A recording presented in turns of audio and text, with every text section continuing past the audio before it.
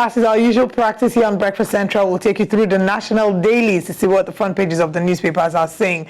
We begin this morning with the Daily Independent. On the front page of the Daily Independent newspaper, the big story says, Forex liquidity constraints to linger despite reserves boost. That's not looking like a very exciting story this morning. Still on the front page of the Daily Independent, we have Serap sues Tinubu over banning of 25 journalists from Osarogie on page 7. Domestic investors maintain dominance on NGX as index up 3.4% in August. Federal government identifies states that may be impacted by flooding on page 7. We have been talking about the flooding for, I believe, 2 weeks now, right? Roughly. I'm hoping that beyond identifying the states, adequate preparation is put in place to ensure prevention and post-flood trauma that might occur. Tinubu 4 ministers jet out to India today for G20 summits. NDLEA intercepts drugs at Lagos airport, arrests kingpin. Federal government gives illegal miners 30 days to join artisanal cooperatives, says solid minerals will contribute 50% to Nigeria's GDP. And at the top of the paper, Labour Party calls for cancellation of Edo Council poll, which is a conversation we took in the first hour of the show. Obaseki says, election outcome reaffirms PDP dominance. Final story, Huriwa asks Tinubu to deal with naval officers complicit in crude oil theft. That's all that we could take this morning on the front page of the Daily Independent. That should go without being said. You know, nobody needs to be, the government doesn't need to be reminded to deal with those who have been complicit, for many years in the stealing of Nigeria's crude oil. And we're talking about, not just naval officers. No, of course not. He's a full cabal. Of course not. But there is nothing that will be done to the members of this cabal.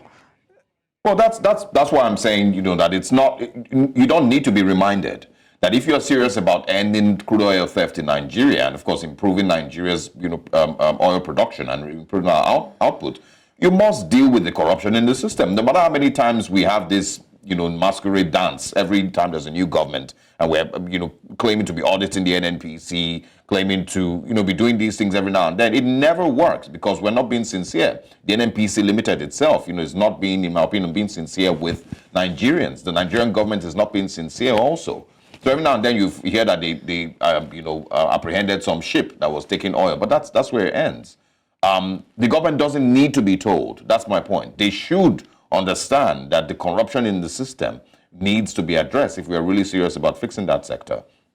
But of course, the story on the federal government giving illegal miners 30 days to join artisanal cooperatives, which is a good, story there, saying solid minerals will contribute 50% to Nigeria's GDP. I agree that it should, and it should even contribute more. The over-reliance on oil that was spoken about, should end at some point. Not just solid minerals, but also agriculture, tourism.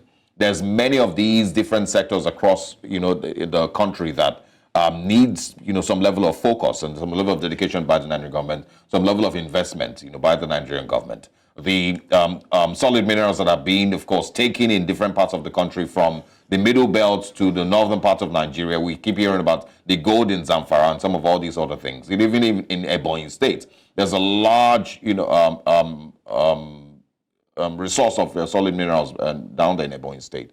Can we develop these things? Yes, we can. Are we serious as a country? Doesn't seem, like we are. So there's a lot of work that needs to be done, and we hope that they, they understand, and of course they're being honest with the process.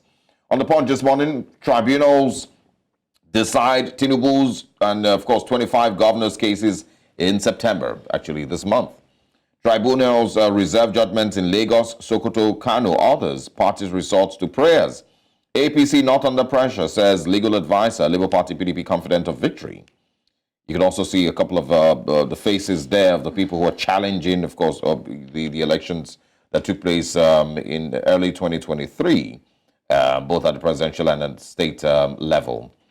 Also on the point this morning, state NLC and TUC orders and order workers to join nationwide strike.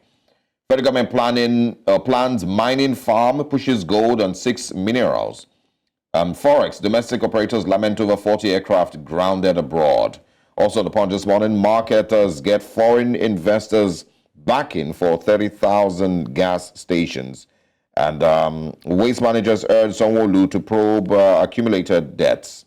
Interesting stories there. And yes, Nigerians are anxious to see what the Elections Petitions Tribunal brings forth this month. There's been so much, back and forth with regards to this.